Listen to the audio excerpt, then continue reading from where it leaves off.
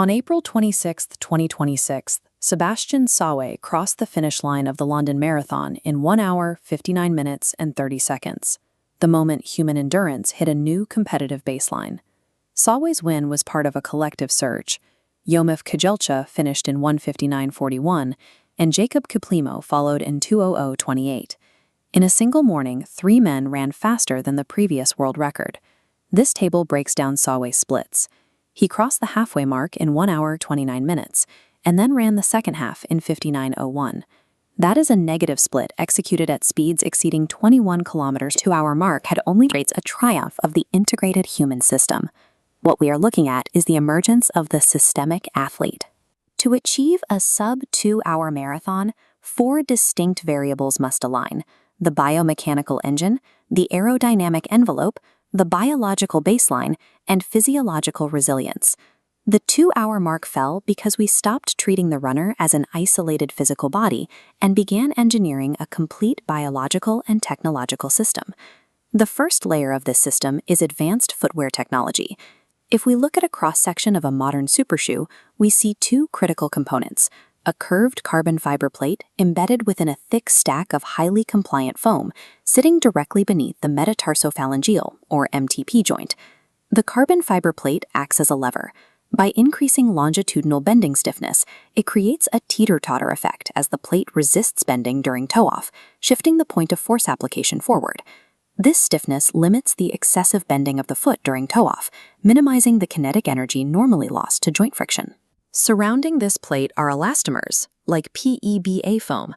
As the foam compresses under the heel, it stores kinetic energy, and then returns up to 90% of it directly back into the runner's stride.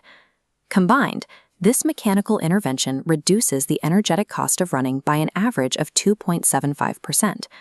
By artificially increasing biomechanical efficiency, the shoe lowers the athlete's oxygen demand, allowing them to sustain a record pace longer before reaching critical metabolic exhaustion. But internal mechanics only solve for the forces generated by the body. The runner also has to overcome the forces of the environment.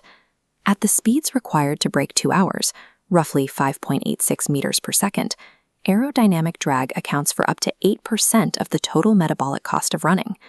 To neutralize this, athletes have abandoned intuitive pacing for mathematically optimized drafting formations, using the lead pack to deflect high-velocity airflow. This computational fluid dynamics model visualizes the effect. By running in a tight collective formation, the lead athlete can reduce their drag force, represented here as FD, by over 70%. Because power output is the product of drag multiplied by velocity, as the drag force variable drops, the power required to maintain a 21 km/h pace drops with it. This drafting strategy actively preserves aerobic capacity, banking the energy that powers a blistering final sprint, rather than simply surviving the distance. Beneath the technology and aerodynamics is the biological engine itself, rooted in the ecological adaptations of the East African Rift Valley. It is commonly assumed, even among sports professionals, that the primary benefit of high-altitude training is a superior maximal oxygen uptake, or VO2 max. However, this forest plot, drawn from a recent meta-analysis of elite athletes, shows the mean effect crossing the line of zero.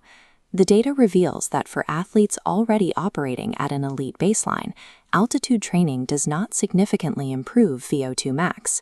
If we switch the data to track hemoglobin, a clear positive effect emerges.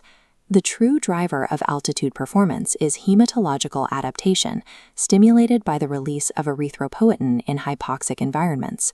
This hormonal response significantly increases red blood cell count, scaling up the athlete's total hemoglobin mass and expanding their oxygen-carrying capacity.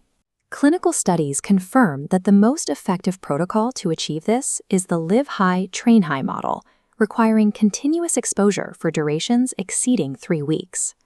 When these athletes descend to race at sea level, the denser air acts as a natural hyperoxic stimulus, maximizing a biological prerequisite that cannot be synthesized on the starting line.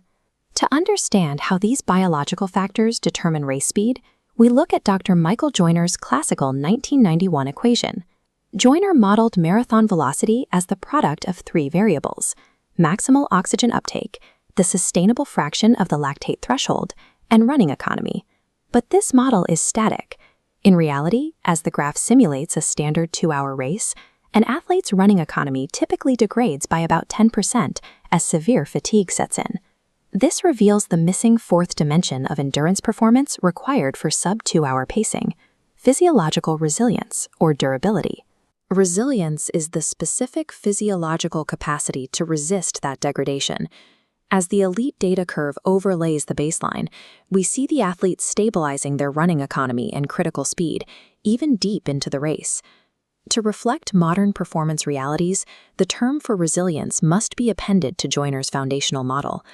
Maintaining baseline efficiency over the full 2 hours is the only way biomechanical and aerodynamic advantages can mathematically culminate in a time of 1:59:30.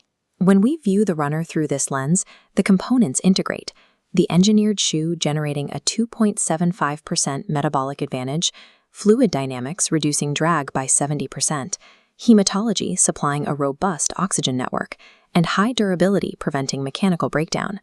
The 1:59:30 marathon results from the strict mathematical alignment of these 4 pillars. Keeping this complex biological system from breaking down mid-race requires rigorous real-time data integration.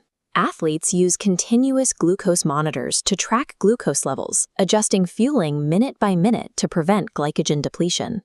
Off course, AI algorithms adjust training loads based on daily biometrics, feeding data into the athlete's network to ensure a peak state of supercompensation. As data science, biomechanics, and human physiology merge together, the theoretical limits of endurance will continue to stretch. The 2-hour mark was once considered the edge of human capability.